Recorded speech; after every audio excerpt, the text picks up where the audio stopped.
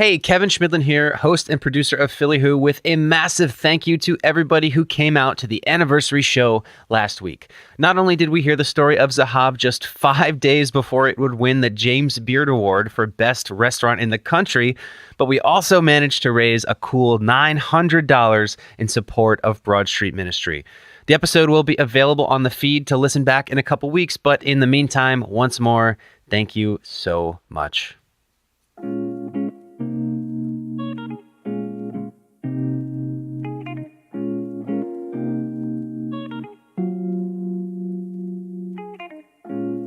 You're listening to Philly Who, the podcast that tells the stories of the doers, thinkers, and performers of Philadelphia. My name is Kevin Schmidlin, and today I'm chatting with Mac Frederick. Mac is the founder and CEO of two Philly companies. One, Momentum Digital, is a digital marketing agency, and the other, Phone Repair Philly, is a phone and computer repair company that was named Best Smartphone Repair Shop by Philadelphia Magazine in 2018. Mac is also the creator of the Small Business Saturday initiative, which distributes newsletters, podcasts, and videos highlighting the stories behind Philly's many different small business owners. In this episode, you'll hear how Mac got his start as an entrepreneur while attending Penn State. After graduating, he would land an extremely competitive job selling search result ads at Google. When he noticed that many of his customers were small businesses, he started helping them off the clock. That didn't sit well with his employer. Oh yeah, they got me on recording and everything. I said, yeah, that was me, but look at my numbers. I'm paying your paycheck. Take it to your manager. They did. I was replaceable. That same week, he also was fired from a separate business he was helping to build. And just when he thought it couldn't get any worse, he got a call from his mother. I've got some news. I just got back from the doctor. Don't freak out, but I just got diagnosed with breast cancer. Hear how his mother would inspire him to overcome these challenges and how he'd build two successful companies at the same time and devote the rest of his time to uplifting Philly small businesses. Now, on Philly Who.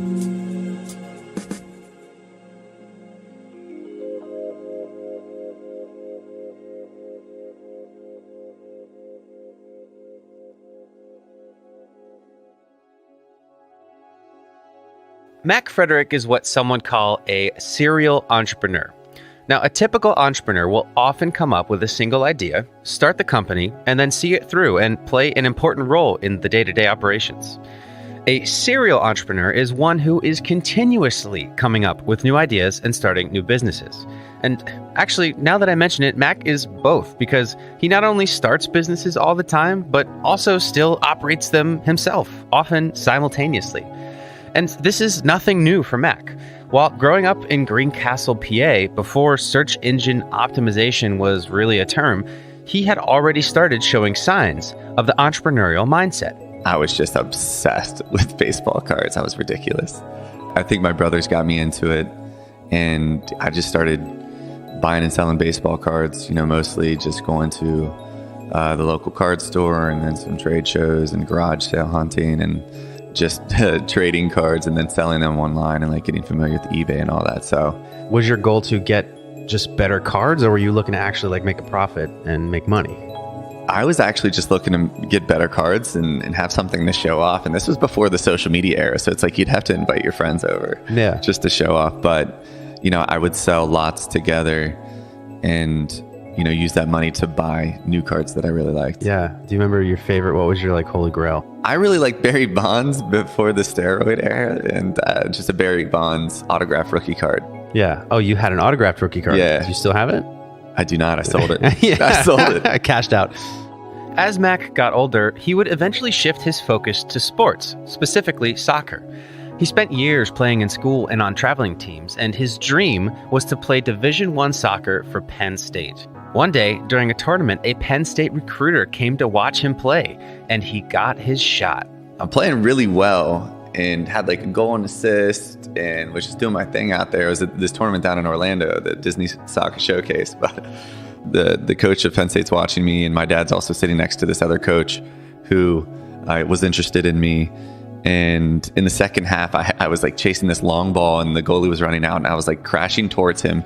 And we met at the ball at the same time. He did like a full swing to kick it, but I tipped the ball just in time to get by him. But his kick landed square on my nuts and I dropped so hard. Dude, I was down for literally like 45 minutes. And let's just say Penn State didn't recruit me, but the other coach did who was there. And what school was that? So that was Virginia Wesleyan College. My cousin went to play there. It's down in Virginia Beach. So he was a year ahead of me. And so then I followed him and I was like, oh, the beach, girls, it's going to be fun. It's warm. So I went down there. Did it wind up being as great as you thought it would be? No. It was a tiny school. I made a lot of good friends and connections, but, soccer became deprioritized. I didn't get along with all the teammates and the coaches as well as I wish I had. And was used to always starting and playing the entire games and was not. And it's funny, at the end of the year, I get subbed in near the end of the game. I'm already like heated. I started arguing with the ref about something and the coach yelled at me and then I yelled back at him and he subbed me out and we're like yelling at each other on sidelines. It was like totally ridiculous of me. But I just like didn't like answering to him. We ended up like going to playoffs, but he kicked me off the team. He said, you're suspended the rest of the year. And I was like, whatever, I'm just going to run track. So I ran track and ended up like meeting a girl and like really liking her. So I ended up staying mostly because, I couldn't transfer. So I had to stay another year. I had to fall on my sword, come back to the coach. Yeah. So I tried out again and made the team and, was sixth man of the year. I still didn't even start, which was pretty upsetting. But we made it back to the NCAA tournament again. So I got a medal for all that. But yeah, that was it. I had to leave after that second year. And so why did you switch schools, go to Penn State? So I'd suggest everyone try this. Like if you're stuck on making a decision as to what to do, it's like a really important decision. And you choose from a couple different options and you put weighted values on things that you care about and make your decision based off of data on yourself. So what was in this decision matrix? Go to Penn State and not play soccer. Go to Penn State Mont Alto branch campus, play soccer.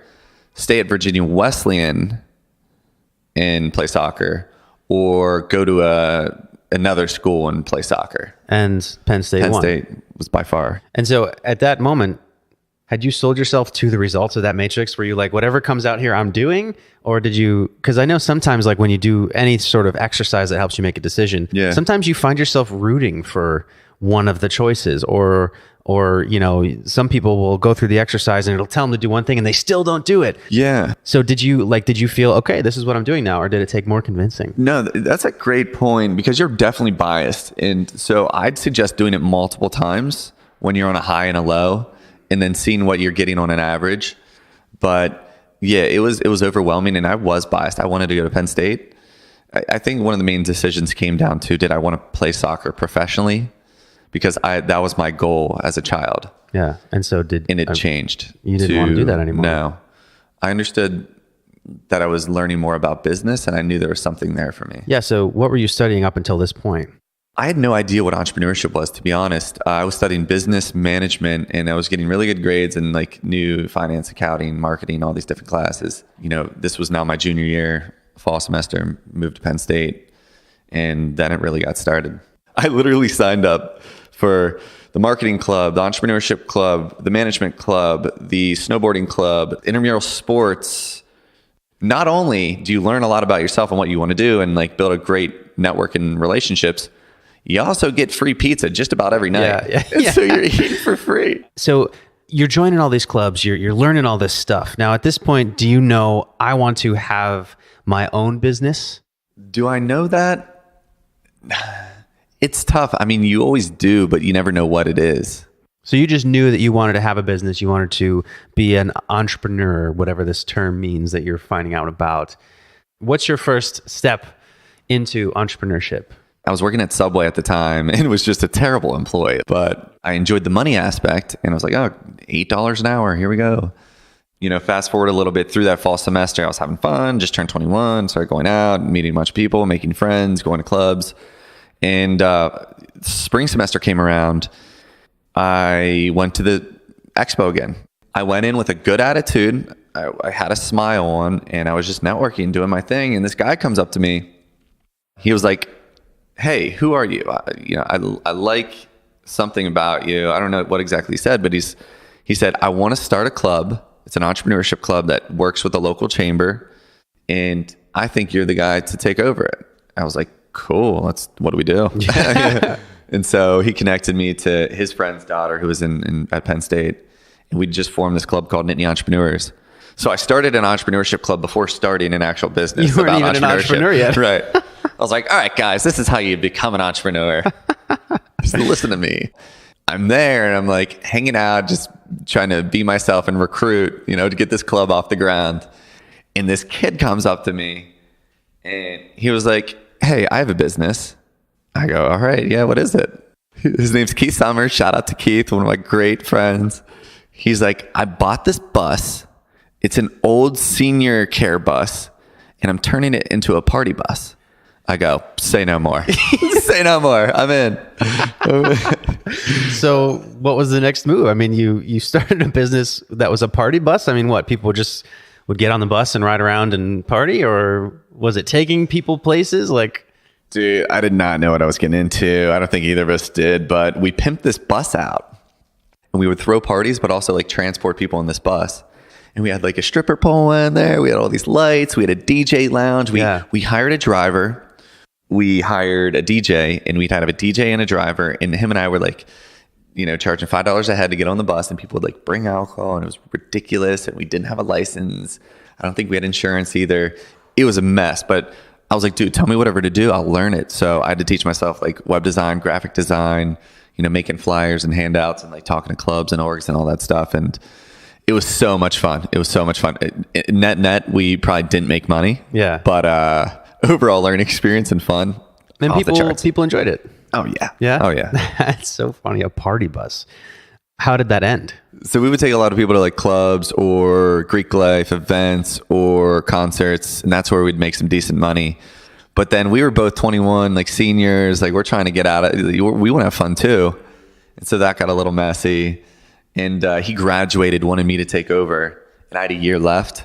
And I was like, dude, I can't. And right around that time, I just started fixing phones sort of as like a little hobby, and it was way more lucrative and easier. Yeah. Why did you start fixing phones? I broke my phone, and my friend was like just starting to fix phones. Austin Nixon, shout out, one of my dudes way back. He was like, hey, I'll teach you. I'm going to go work for this company that does it, called iCracked, kind of like Uber for your iPhone.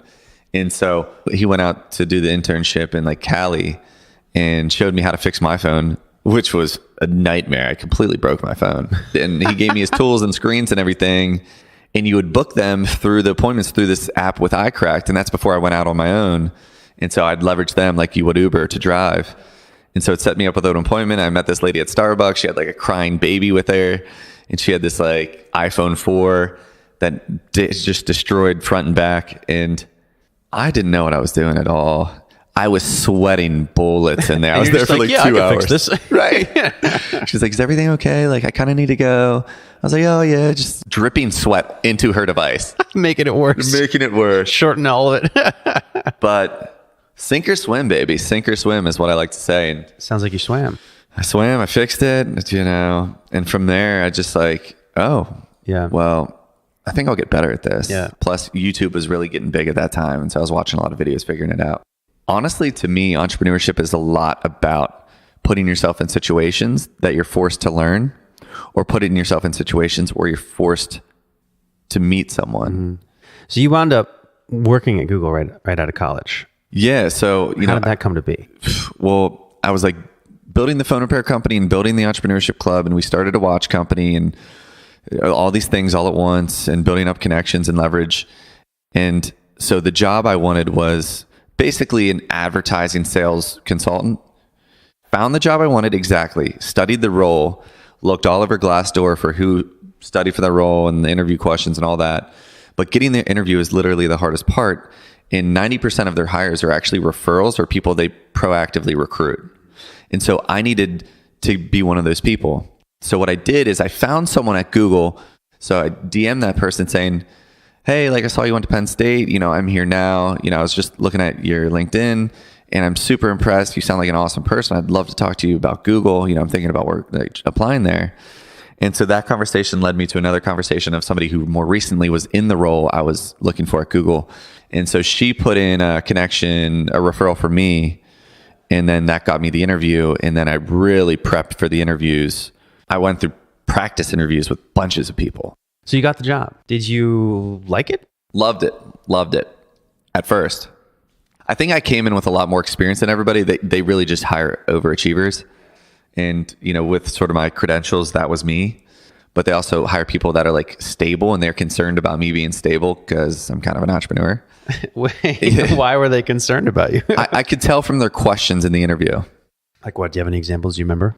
They'd be like, okay, like what if you were offered another opportunity to work for a startup? Or like, what if your current startup gets funded? Yeah. And so I would have to work around those questions to fit their answers. Right. And so did you answer them truthfully, or did you tell them what they wanted to hear? I told them what they wanted to hear. Yeah. Yeah. And then you got the job. At what point did you start to think, I don't think I actually want this? My goal was I knew the stock was going to pop off. And so I wanted to do 4 years, let it fully vest, and then start my own agency. Yeah. Because I was realizing that I was good at like digital marketing, advertising, specifically sales around it. What I also realized for those listening was I recognized a problem in the market, which working in Google Ads department as a sales consultant, you're selling people Google AdWords who don't necessarily always need it. I met a lot of really cool small business owners who I was consulting with, and they had awesome stories, just blue collar, hardworking Americans. And I could really connect to them because that's kind of like my background. And I realized literally some of them would fall out of my book of business a quarter later because they failed. And I'd call them up and be like, hey, I'm out of business. And that was devastating to me. So I noticed some things happening with some of my clients, like their websites weren't good, their SEO wasn't good, their social media wasn't good. So I started having conversations with them outside of the 9 to 5 and started talking to my one friend who I ended up partnering with to create an agency to help these business owners, which was a problem with Google. And so I tried to lay low for a little bit, and I just got called into a meeting. They called me out on some stuff. They said, hey, we noticed you're doing this. We told you to stop. Hey, we noticed, you're trying to work with this other team behind our back. We caught you on this conversation. Here's the recording. What? Oh yeah. They got me on recording and they everything. played it back for you there. They played it back for me. No way. And so I was like, damn. What did you say? Were you just like, yeah? I said, yeah, that was me. But look at my numbers. I'm paying your paycheck. I said that to my manager. I go, take it to your manager. And they did. And I was replaceable. Wow. So that was it. You were no longer an employee at Google. Fired, cut off. I go, let me keep my MacBook. They said, nope. Wow. Then what? What's your next move? Do you leave Ann Arbor? Dude, mental health is so real. And I realized it then, and then I didn't realize it for a while until recently. It's like you only realize it when you go through tough times. And I've had 3 tough times in my life, and that was definitely one of them. What was the day-to-day like? Like, how was it tough? Well, imagine being fired from your dream job that you didn't like. You don't plan on being there forever, but it's like, this is great now, and it's going to be great for a while. And a lot of my friends were just like riding the wave, and everybody was like looking up to me from my hometown. It's like, local kids working at Google, all this stuff. And I felt like a disappointment. I was ashamed. I was embarrassed. I was sad. I was depressed. And so what I did about it, I was very fortunate because I was an entrepreneur, so I could create something. And I already had something. I had the watch company, which is Vortic Watches. We were reinventing the watch band and making the perfect fit standard. Really cool company we were building. And I had the phone repair company I started on the side again, which was already cash flow positive, and was building out both those. And the next week, literally after getting fired and just being embarrassed, I was like, I'm going to double down on this. And the guys at Vortic were like, hey, we have a differing of opinions here. We're going to buy out your equity. And then they forcefully bought me out. So in the same week, you lost the job at Google and were forced out of the watch company. Correct. Wow. You must have been pretty distraught. It gets better. Oh boy, what was next? So then I try to file for unemployment, but I get rejected because I got fired on like terms that like you can not get unemployment for. So I was trying to get money there, and like, wasn't going to get paid out immediately on Vortic. And so I have bills to pay too and stuff. And, a couple weeks go by, and, my mom's like really empathetic for me and like trying to help me through. And she's like, you need to move home. And then she calls me and she's like, I've got some news. I just got back from the doctor. Don't freak out, but like I just got diagnosed with breast cancer. And so that hit me like a wave. But what really hit me, she said to me, and I try not to like break down when I think about this, but she's like, don't worry about me. Like, I'm going to be fine. You worry about you.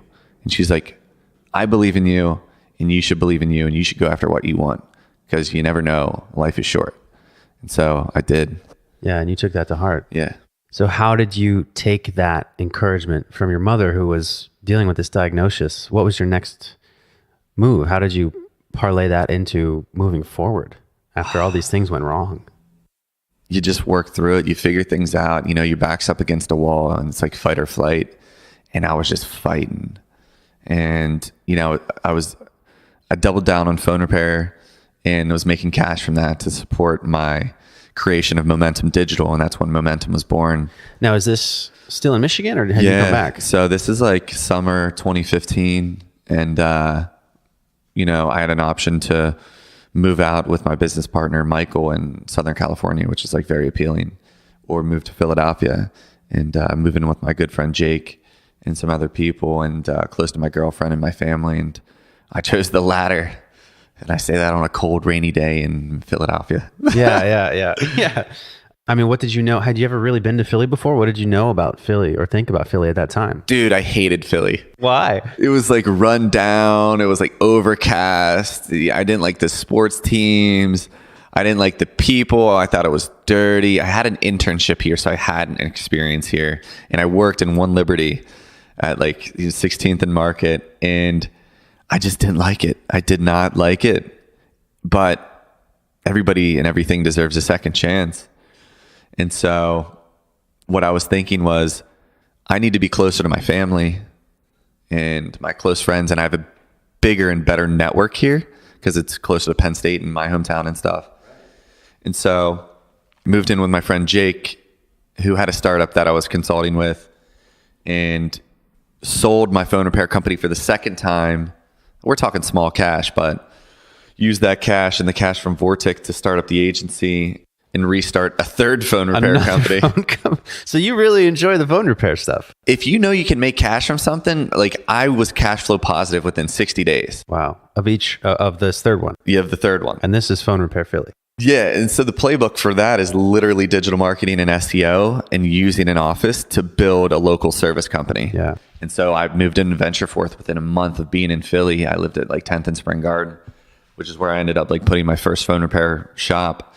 But I moved into Ventureforth, one of the initial co-working spaces.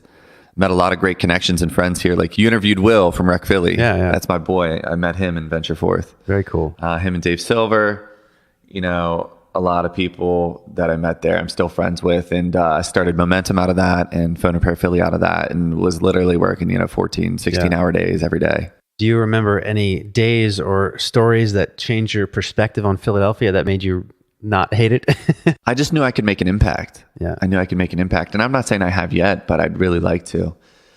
I think I just had the bad personification and perception of Philly.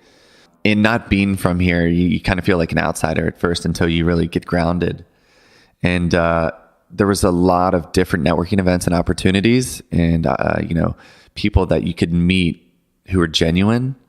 Just met some cool people and realized there wasn't that much competition for the phone repair thing. So I was like, I'm going to blow this up. And now, what do you have, 3 or 4?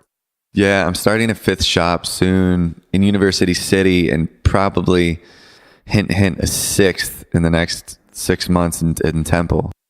So you get to Philadelphia, you have the phone repair business that you're starting up, you have Momentum Digital, you have 2 companies that you're growing at the same time.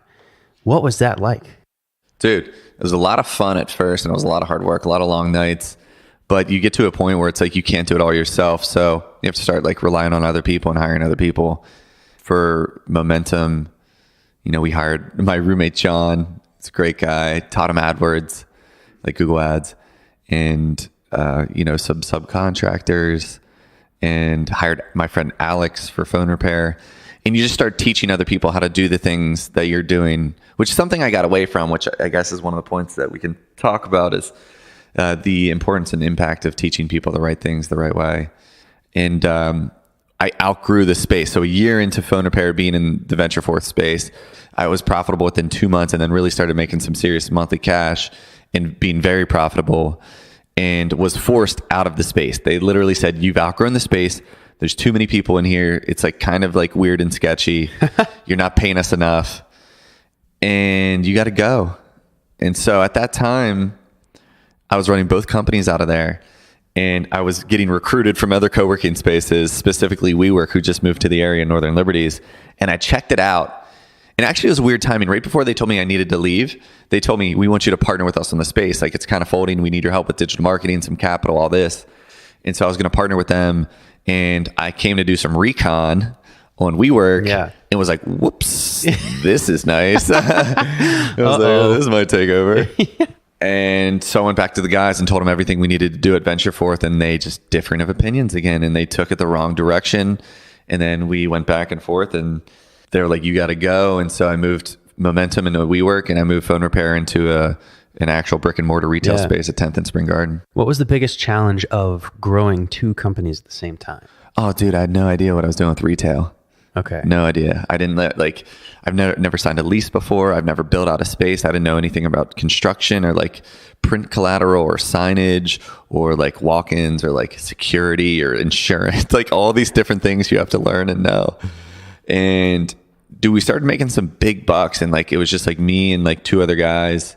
And then Momentum started making some good money at the time too. And, you know, it was me and three other guys. And it sounds like things went well. They've been going well for a while. Are they still on that trajectory, or? So Phone Repair Philly grew 5,000% in 18 months.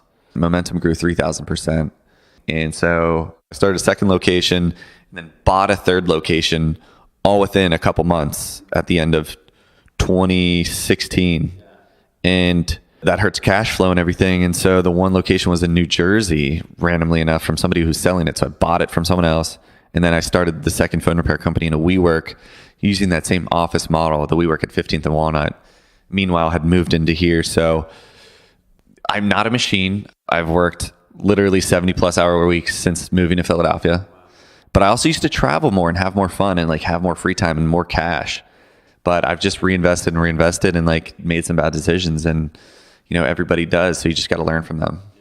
What would you say has been one of the harder moments so far in this journey? 2018 has been completely brutal. There's like a whole long story of like bad decisions and setbacks from 2018 that lead back into 2017. It's like a whole long story that's like been a domino effect. But specifically, I think it culminated midsummer. Do you remember the day the Gay Pride Parade was on a Sunday this summer? In Philly, yeah. Yeah, it was a pretty cool event. And I didn't really have time to go to it, but I did anyways to support with like the WeWork staff and my girlfriend at the time. And at this point, I was running Phone Repair Philly, obviously. You know, we had 3 stores and was working on a 4th. I had Momentum, which was going through a crazy time because of a lot of decisions I made and bad ones and things I had to do, losing people. It gets crazier. I was in the Goldman Sachs small business, like the 10K SB program. Meanwhile, I hadn't been paying myself for months. I was going through the program, I was running both companies, and I took on this huge, big client, well, in my terms of a big client, which was a big blockchain conference company, which many people might have seen me, you know, posting about this summer. And it was a massive failure because I'd never run a conference before. I'd never done any big conference marketing. I didn't really know blockchain or crypto. I just knew it was a big potential payday if we hit a home run with it. And it literally encompassed my life more than the other 3 maybe combined. And so I was working 18-hour days for weeks straight. 18 hours a day. And like my body was getting run down. I wasn't eating, like I wasn't healthy. I was mentally drained. I was distracted and all these things. And on the day of the parade, I remember specifically, you know, I went to bed at 2 a.m. after being, you know, sort of cussed out the night before, after like trying to catch up with friends I hadn't seen in a while, saying like how terrible the marketing was going for the conference. Spent the night with my girlfriend and was like telling her about the situation and how I had to get up early and like fix this marketing, and, you know, woke up at like 7 a.m. and went to work at WeWork and like was doing all this stuff. And I was having an issue with my computer And I was like, whatever. I'm just like, I'll let it like reboot and like fix itself, whatever. I'm going to like, go to this parade and come back. And I still couldn't get the computer to work when I came back. And I started freaking out and like not knowing what to do. And I couldn't fix it myself personally, even though I fixed stuff and it wasn't working. And so I was like, all right, I'm just going to like go to my girlfriend's place and like just calm down and like or just relax for a second. And I went over there and it started raining and I was like walking because I like wanted to save money and not take an Uber and like this whole thing. And I was like, I need to call my mom. Like I'm in like a tough position mentally and financially. And I was telling her all this stuff that I was going through and she knew pretty well and has been very supportive this whole time. And she was like, we have some money saved up from the stock that we've been putting into your account, like saving for you. And we're just going to transfer it to your account because you need to pay yourself. Like this isn't okay. And I just broke down crying, relentlessly crying for minutes straight. Like on the street. Like on the street. Yep. Wow. I was out there crying and I don't know what to do with myself and my girlfriend. Most people have never seen me cry. So I finish up. She's like, you're going to be fine. Like we went through the whole thing. And then I'm like about to walk into my girl's place. And I see this girl and she's like, oh, hey, you're Mac. I know you. Do you know me? And I was like, no. She's like, I work at Sear because I'm good friends with Will and, some people at Sear. And she was like, I follow you. Like, you're really smart. Like, I love your digital marketing stuff, yada, yada. And I was telling her I was going through a really tough time because don't be afraid to like share your feelings with other people. You never know how they can relate and empathize. And so she was like, you should read this book called Lost and Founder. And it's about finding yourself as like a digital marketing entrepreneur and stuff. And so I was like, it's funny how the world opens up and like solves. Right then when you needed it in that moment. Right. You just happened to run into this person who had the right advice. So with Philly being so big, but yet so small and people knowing each other and being able to like be in the same circles of digital marketing, of entrepreneurship, of startups and business and culture, that connection and what I was able to build through my network and people like knowing the value I provide while also being able to empathize with each other, understanding the environment we're in is very impactful. Wow. It's very impactful. Incredible. So put yourself out there. Yeah. Wow. And so have things gotten better since that moment this summer? The conference was a complete failure. I was not able to fully dedicate myself to the Goldman Sachs program either, but I made some great connections and friendships. It's a great program. And, I needed to take a break mentally. And so I went on a trip to Europe for 10 days and just like escaped and realized that there's so much more to life and business and relationships and everything. Since then, I've just really been trying to focus more. I think a key mistake I made with both companies and myself is just trying to do too much, which is just who I am as a person. I mean, you heard it starting at Penn State. I just tried to do so much. And, legends like the richest people in the world, Bill Gates, Warren Buffett, their key to success is focus. And so that's something I'm trying to work on. And focus being, I created another decision matrix. Yeah. Nice. To figure out what I need to do. And one thing I really need to do is do less with momentum. So around that time of not knowing what to do and not realizing the importance of focus, I went the opposite direction and made another mistake by trying to make Momentum a full service digital marketing agency to get bigger clients and bigger retainers. And then you're like, wait, well, I'm like 2xing the retainer, 3xing the retainer, but 10xing the amount of work we need to do and stuff we need to learn. It's the opposite way. So now we're going to focus on going more niche by focusing on like just paid advertising, mostly through Google AdWords, which is like my bread and butter and what people know me for. It's kind of going back to your roots. Stick to your laurels, And I also want to build out a niche to who we serve for that product. It's almost like a product as a service type of thing and something replicable and that you can, make yourself known for. So I've seen you online really involved in Small Business Saturdays. Yeah. What is that? You seem to really be into that. It is widely known as the day after Black Friday, sponsored by American Express, which supports small businesses and small business owners for people to shop small. But why are we limiting Small Business Saturday to one day of the year? We wanted to expand upon that and make it every Saturday of the year that we give back to small business owners, specifically and locally to Philadelphia. You've got to be a small business owner doing something cool, making an impact on the community in Philadelphia. So we made it a weekly video series where we'd literally go in, and I took back over as the host a couple months ago. We go in interview the small business owner, learn more about them, what they're up to, how they got their start, what makes them unique, what they think about Philly, do a whole production of it, usually 4 to 6 minutes long, put it out on like our blog, YouTube, social media, all that stuff, and promote it on behalf of them completely for free. Yeah. Every week. That's awesome. Yeah. So I have a couple questions that I ask every guest just to get different perspectives. What would you say is a common misconception about you? People from watching me, and maybe this is my own fault, but think that I party and travel and drink all the time. Maybe you're just seeing highlight reels, which is not something I'm very against. So maybe I can do a better job of that. I used to travel and party a lot more. Now I just work a lot more and try to party less, but I still go out and have a good time. I mean, you got to miss partying and traveling, right? Because that's fun. I miss traveling. I miss traveling for sure, and seeing like a lot of friends all over the country. Another misconception is that I fix phones all the time. I'm not just the phone repair guy. I own the shops and I can fix your phone, but I cannot run 4 shops concurrently fixing all the phones. I have people that help me, a good team.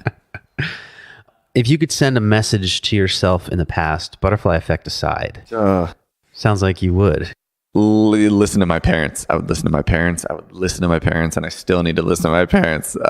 Wait, why? They just know what's best for me. I think they really know, like my dad and mom know me differently. My mom's like a much more empathetic, loving type of person. My dad, obviously loves me too, but he wants to educate me in a different way from a business perspective and just be more grounded and disciplined. And it's tough for me because I think he might not have been it. And he didn't even tell me that he was the president of his frat until after I graduated from Penn State, because he knew I would have joined a frat. Yeah. And that would have been a bad thing for me. But listening to them, because, I think I hate regrets, and I think living with regrets is terrible, which is why I'm a risk taker. And I take a lot of risks so I don't regret things.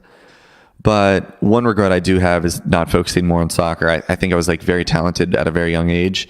And then I started focusing on the wrong things. And, he told me if I just want to practice more, focus. And he still tells me to focus. And it's something I need to improve on. Sounds like your mother made it through the breast cancer diagnosis. Greatest woman I know. I mean, she's so strong. She's so supportive. I love her to death. Yeah, she's been in remission, cancer free, and for maybe over a year now. And so every year we throw a breast cancer gala, like a fundraiser for her. My good friend Shana Staggerwall and I.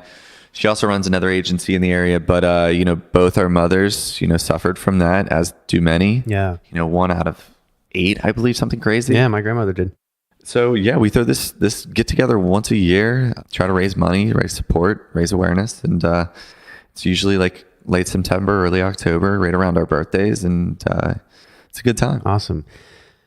What would you say, from your perspective, is the biggest challenge facing Philadelphia today?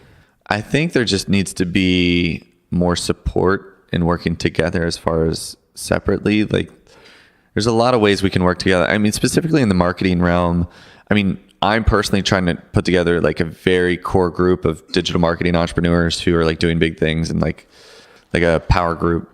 But I think just working together and supporting each other. I know we're all busy and doing our own thing, but we don't have to do it alone. You never have to do it alone. Yeah. Finally, if you could get one message to every single Philadelphian, be it a tweet, a text, a billboard, a plane in the sky, whatever, one message that every Philadelphian could truly ponder, what would you say? I'd say support your community, support Small Business Saturday, shop small, shop local. I mean, we're all in this together, especially after, the Eagles victory. I feel like that brought the city together, and we can always be together. Just support your local community and give back, and follow us on social media, Small Business Saturday. Yeah, new momentum.